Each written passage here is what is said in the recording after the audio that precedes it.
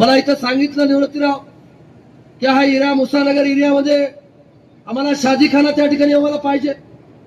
तर इथं तर मी शाजीखाना 1 कोटी रुपयाचा दिलाच, पण मध्यभागी माझ्या मुस्लिम बांधवांना आणि अल्पसंख्याक बांधवांना मी सांगू इच्छितो, कोट्यावधी रुपयाची शासनाची जागा घेऊन तिथं 8 कोटी रुपयाचा शाजीखाना उभा करण्याचं काम आपल्या माध्यमातून त्या ठिकाणी झालेलं आहे आणि माझ्या गोरगरीब जनतेला त्याचा खूप मोठा फायदा त्या ठिकाणी होणार आहे. आपल्याला उर्दू भवन त्या ठिकाणी निर्माण करायचंय. आपण जिथं जिथं मस्जिद आहेत, जिथं जिथं कब्रस्तान आहेत, त्याला सुद्धा निधी उपलब्ध करून देण्याचं काम आपण त्या ठिकाणी केलेलं आहे आणि भविष्यात सुद्धा आपल्याला काम त्या ठिकाणी करायचंय. आज सावकार बोलल्याप्रमाणे पाणी पुरवठ्याची योजना नांदेड जिल्ह्यातून लिंबोटीचं पाणी उदगीरला आणलं. त्यांच्या कार्यकाळामध्ये ती योजना मंजूर होती, पण कुण्या ना कुण्या कारणाने ती योजना रखडलेली होती, पूर्ण होत नव्हती. पण मी पाणी पुरवठा खात्याचा राज्यमंत्री झालो, त्याचा आढावा घेतला आणि पहाटे 4 वाजता त्या लिंबोटी डॅम वरती जाऊन तिथले नांदेडचे कलेक्टर, लातूरचे कलेक्टर, नांदेडचे एसपी, लातूरचे एसपी आणि मी स्वतः जाऊन विहीर खोदण्याचं काम त्या ठिकाणी केलं आणि आज तुम्हाला लिंबोटीहून पाणी माझ्या उदगीरला त्या ठिकाणी माझ्या मायबाला भेटतंय की नाही, पाणी भेटतंय की नाही, भेटतंय. ते काम त्या ठिकाणी केलं. आज माझ्या एरियामध्ये अनेक लोक ड्रेनेज उघड्यावर असल्यामुळे आजारी पडतात, म्हणून तोच धागा पकडून एक स्मार्ट सिटी आपल्याला करायची आहे. म्हणून पहिल्यांदा पाण्याची व्यवस्था केली. आता अंडरग्राऊंडची ड्रेनेजची पहिला टप्पा आपण जवळजवळ 150 कोटी रुपये मंजूर करून आपण पहिल्या टप्प्याचं काम त्या ठिकाणी त्याला सुरुवात झालेली आहे. दुसरा टप्पा आपण उद्या राज्याचे मुख्यमंत्री आल्यानंतर त्यांच्याकडून आपण मागणी करू आणि दुसरा टप्पा सुद्धा मंजूर करून आपल्याला पूर्ण उदगीर शहर पूर्ण अंडरग्राऊंड ड्रेनेज केल्याशिवाय मी राहणार नाही, हाही शब्द या कार्यक्रमाच्या निमित्तानं या ठिकाणी तुम्हाला मी देतो. बांधवांनो, माझ्या भगिनीनो, हे निवडणूक अत्यंत महत्वाची निवडणूक आहे. ज्या पद्धतीने तुम्ही माझ्यावरती प्रेम केलात त्याच पद्धतीने नगराध्यक्षाच्या उमेदवार स्वातीताई आणि 6 उमेदवाराला सुद्धा तुम्हाला निवडून त्या ठिकाणी द्यायचंय. अजिबात वेगळा विचार अजिबात करायचा नाही. कोण माझ्या जवळचा आहे, कोण माझ्या नात्यातला आहे, नाते सुरिकीच्या वेळेस आपण करू. हे पद काम करण्याकरता आहेत आणि म्हणून जर तुम्हाला चांगल्या पद्धतीच्या नागरी सुविधा पाहिजे असतील, हे चांगल्या पद्धतीचं उदगीर शहर सुंदर करायचं असेल, महाराष्ट्रामध्ये एक स्मार्ट सिटी जर उदगीर करायची असेल, तर प्रत्येक मत कमळाला वरी आणि 2 घड्याळाला तुम्ही दिलेच पाहिजे, असे हात जोडून तुम्हाला माझ्या अल्पसंख्याक बांधवाला सुद्धा मला विनंती करायची आहे, तुम्हाला कुठलाही जातीवाद या ठिकाणी होऊ देऊ नका. माझ्या चेहऱ्याकडे तुम्ही त्या ठिकाणी बघा. 6 वर्ष झालं मी तुमचा आमदार आहे. कधी जाती दंगल झाली का? झाली का? भविष्यात सुद्धा होणार नाही. आपल्याला सर्व जाती धर्माच्या लोकांना सोबत घेऊन या मतदारसंघाचा, या शहराचा विकास आपल्याला त्या ठिकाणी करायचा आहे. वीरशैव लिंगायत भवन आपण केलं, मराठा भवन 15 कोटीचं होतंय, साहित्यरत्न अण्णाभाऊ साठेचं स्मारक 15 कोटीचं तुमच्या बाजूला त्या ठिकाणी होतंय. जसा बाबासाहेब आंबेडकरांचा पुतळा केला त्याच पद्धतीचा पुतळा अण्णाभाऊचा करण्याचं काम तुमचा पट्ट्या बहादर या ठिकाणी करणार आहे. जेवढ्या आपल्या समाजाला उमेदवारी दिल्यात तेवढ्याच आपल्या बांधवाला सुद्धा आपण त्या ठिकाणी उमेदवारी त्या ठिकाणी दिलेल्या आहेत. म्हणून कुठलाच जातीचा विचार आपण त्या ठिकाणी करायचा नाही आणि करणार नाही त्याची खात्री मला त्या ठिकाणी आहे. मला थोडीशी खंत आहे. आता जे बोलले माझे बांधव त्याचे बरोबर बोलले, करेक्ट बोलले. घरकुलाचा प्रश्न खूप महत्वाचा आहे. तुम्हाला कमाले मिळाले पाहिजे हे सुद्धा माझी भावना आहे, पण कायद्यामध्ये दुरुस्ती करायच्या होत्या. मी कॅबिनेटमध्ये तो प्रस्ताव त्या ठिकाणी नेलेला आहे आणि आता सर्वे सुद्धा नगरपालिकेच्या वतीने त्या ठिकाणी केलाय. कसल्याही परिस्थितीमध्ये या महायुतीचा नगराध्यक्ष आणि माझी नगरपालिका आल्यानंतर तुम्हाला सर्वे करून इथे कबाले देण्याचं सुद्धा काम त्या ठिकाणी मी करेन, हा शब्द या जाहीर सभेमध्ये मी या ठिकाणी देतो। काही काळजी करू नका, एकदा तुम्हाला कबाले मिळाले की तुम्हाला घरकुल सुद्धा मिळतील, रमाई घरकुल मिळतील, केंद्रातले घरकुल मिळतील, राज्यातले त्या ठिकाणी घरकुल मिळतील।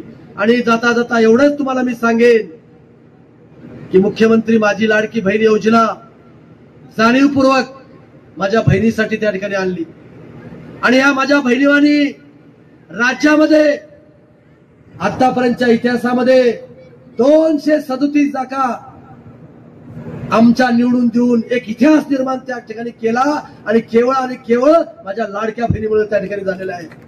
आणि म्हणून तुमच्यासाठीच एकदा जोरदार टाळ्या वाजवा। आणि मी अधिकचं भाषण करणार नाही, सावकारांनी तुम्हाला खूप छान भाषण सांगितलंय की नगरसेवक कोणत्या कामात, आणि म्हणून आता तुम्हाला नगरसेवकाला विनंती आहे, तुम्हाला सगळ्याला माझी कडक सूचना असणार आहे की जसा मी काम करतो प्रामाणिकपणे तुम्ही जनतेची सेवा त्या ठिकाणी केली पाहिजे, चुकीचं काम तुमच्या हातून झालं नाही पाहिजे, याची दक्षता आता मी त्या ठिकाणी फैजूबाई त्या ठिकाणी घेणार आहे। आणि नगराध्यक्ष पदाचे उमेदवार सुद्धा अतिशय उच्च शिक्षित आहेत। मी बघितलं काल 2-3 दिवसापासून मला त्यांचा स्वभाव मी बघितला, काम करण्याची पद्धत मी त्या ठिकाणी बघितली, एकदम निर्मळ, एक स्वच्छ मनाच्या उमेदवार म्हणून आपल्याला त्या ठिकाणी लाभलेले आहे। आणि म्हणून त्यांच्या सुद्धा घराण्याचा वारसा त्यांना त्या ठिकाणी आहे आणि म्हणून नक्कीच त्यांच्या हातून सुद्धा अतिशय चांगल्या पद्धतीचं काम या शहरामध्ये होईल ही माझ्या मनामध्ये कुठलीही शंका त्या ठिकाणी नाही। थोडंसं इथे केल्यामुळं माझ्या माय मावळ्याला मी एक शब्द देतो, तुम्हाला सांगतो मी मुद्दाम मी काय इथे केली, इथे जरी नाही केलं असतो तरी आपल्या 24 ते 26 जागा आल्या असत्या। नगराध्यक्ष पदाचा उमेदवार राष्ट्रवादी काँग्रेस पक्षाचा 10,000च्या फरकाला आपण निवडून आणला असता। पण इथं बसवराज पाटील कोळखरजी बसलेत, इथं अमोलजी बसलेत, इथं राहुलजी बसलेत, इथं रामभाऊ त्या ठिकाणी बसलेत।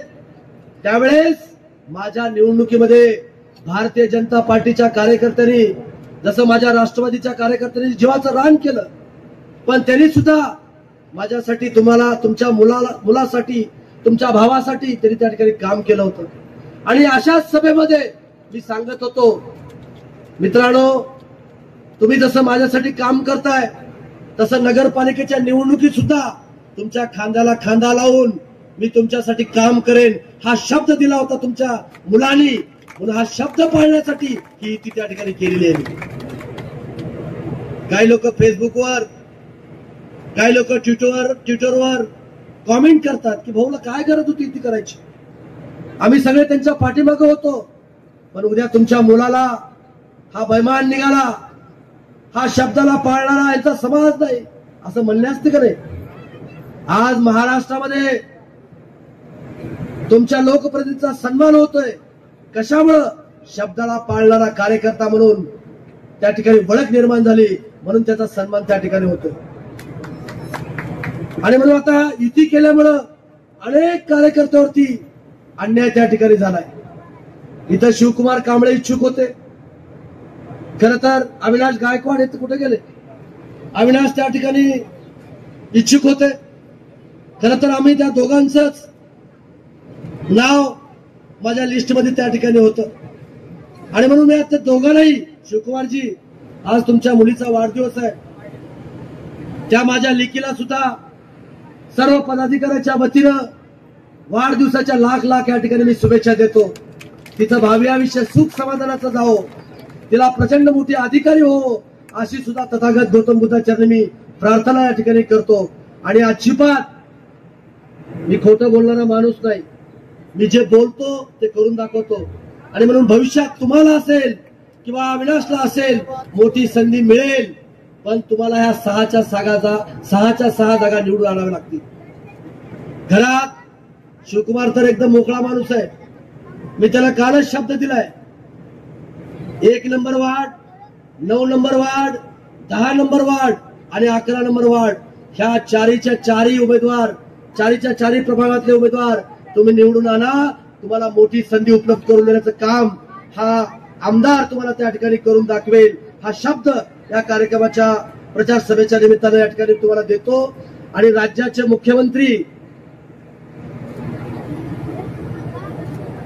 देवेंद्र फडणवीस साहेब 27 तारखेला जिल्हा परिषदच्या मैदानावरती 10 वाजता त्या ठिकाणी येणार आहेत। आपले अनेक प्रश्न आपल्याला त्या ठिकाणी मांडायचे। आपण जिल्हा निर्मिती करता जे जे काही इन्फ्रास्ट्रक्चर लागतं ते सर्व इन्फ्रास्ट्रक्चर उभा केलंय। आता जिल्हा निर्मिती फक्त करायचं राहिलंय, ऍडिशनल कलेक्टरचं ऑफिसचं करायचं राहिलंय, ऍडिशनल एसपी कार्यालय करायचं त्या ठिकाणी राहिलंय। आणि म्हणून त्या सगळ्या मागण्या आपण राज्याच्या मुख्यमंत्र्याला कानावरती घालू आणि त्या मागण्या मान्य करून त्या ठिकाणी घेऊ। म्हणून त्याही सभेला आपण प्रचंड मोठ्या संख्येने आपण उपस्थित राहावं अशी नम्र आव्हान या ठिकाणी मी करतो। आणि तुम्हाला जाता जाता मी परत विनंती करतो की वरी कमळ खाली 2 घड्याळ, वरी कमळ 2 घड्याळ। एकदा हात वर करून मला तुम्ही विश्वास द्या। धन्यवाद। जय हिंद, जय भीम।